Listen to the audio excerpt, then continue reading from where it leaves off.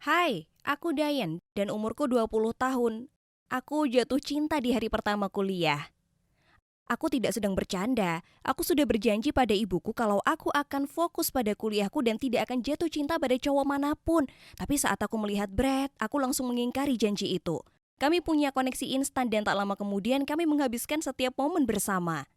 Mau tak mau, aku berpikir kalau aku tidak bertemu dengannya, mungkin aku tidak akan pernah mengetahui rahasia kelam yang ibu dan bibiku sembunyikan dariku sepanjang hidupku.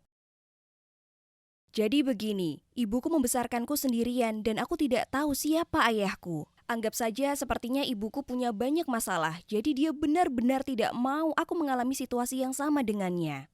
Aku memutuskan untuk merahasiakan Brad, dia tidak perlu tahu kan? Saat aku pulang ke rumah untuk liburan Natal, aku sangat merindukan Brad.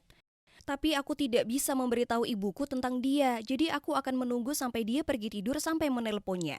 Tapi suatu malam dia memergokiku, dia pasti sedang mau ke kamar mandi dan tiba-tiba aku mendengar langkah kaki. Dia berdiri di sana. Aku tidak tahu seberapa banyak yang dia dengar, tapi aku sangat malu.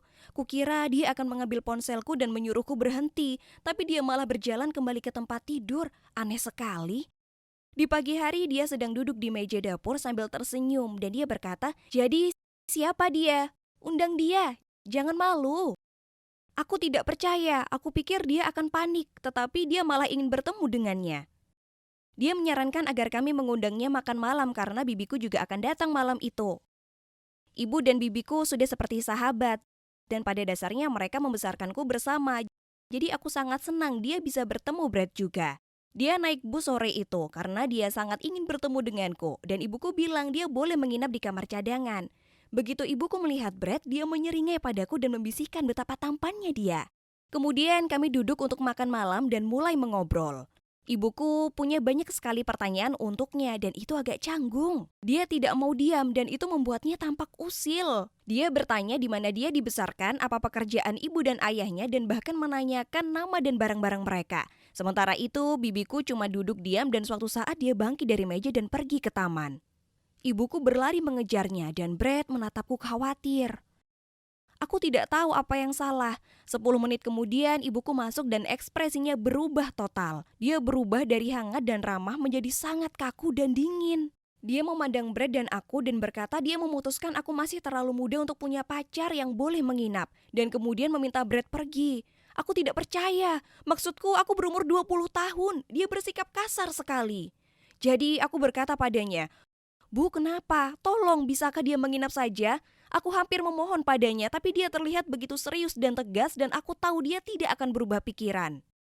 Brad bahkan lebih kaget dariku. Maksudku, ibukulah yang pertama-tama mengundangnya, dan sekarang dia mengusirnya. Dia segera mengambil barang-barangnya dan memesan taksi. Aku kesal, sampai-sampai aku tidak mengucapkan selamat tinggal padanya.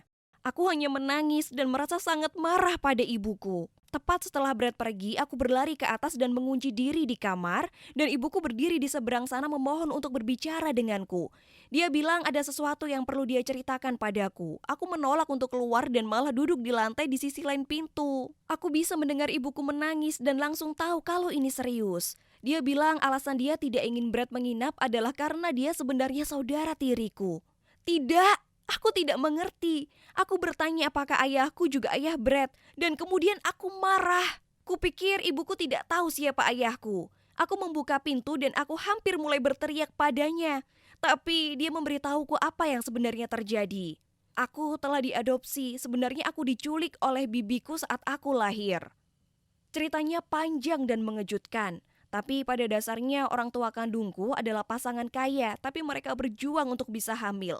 Ibu kandungku punya sahabat bernama Ashley yang dia ceritakan semuanya. Tapi Ashley diam-diam suka ayahku. Dia merayu ayahku sampai suatu malam mereka tidur bersama dan Ashley akhirnya hamil. Ayahku sangat bahagia dan berjanji pada Ashley bahwa dia akan membantu membesarkan bayinya, tapi dia tidak bisa menceraikan ibuku. Ini membuat Ashley marah. Dia menginginkan ayahku untuk dirinya sendiri dan ingin anak mereka menjadi pewaris perusahaannya.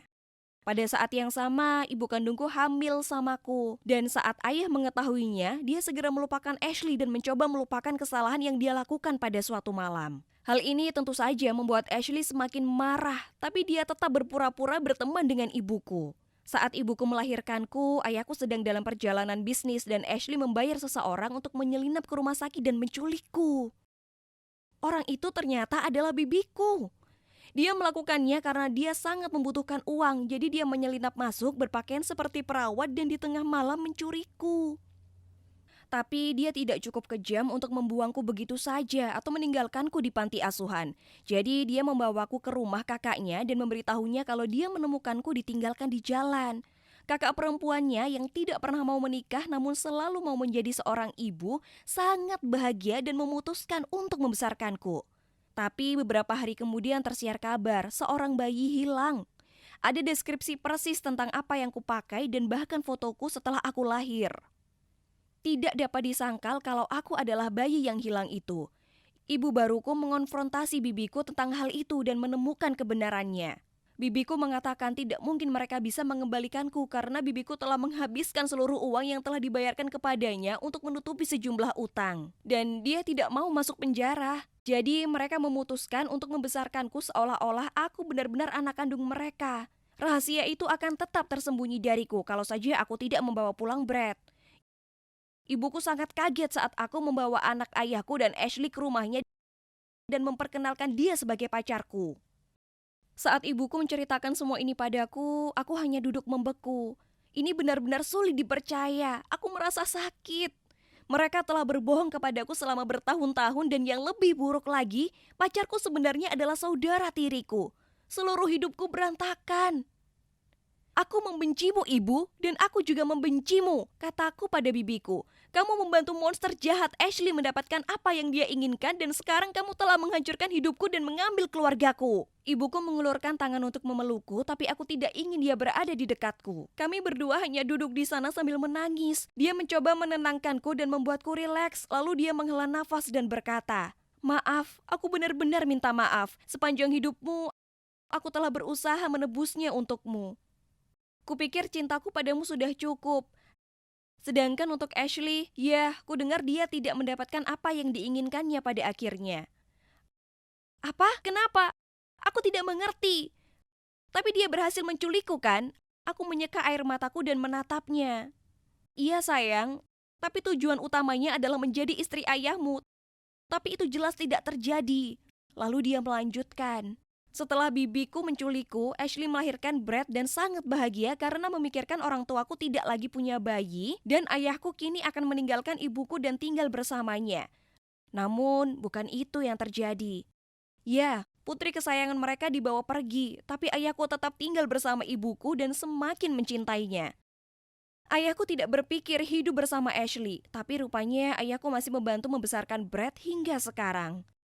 Jelas tidak ada perselisihan di antara mereka karena aku sering mendengar Brad berbicara tentang ayahnya. Sekarang hanya ada satu hal yang harus dilakukan. Aku harus menemukan orang tua kandungku dan mencari tahu cerita selanjutnya. Mereka berhak mengetahui kalau aku masih hidup. Tapi sekarang apa yang akan kulakukan terhadap Brad? Aku harus putus dengannya entah bagaimana caranya.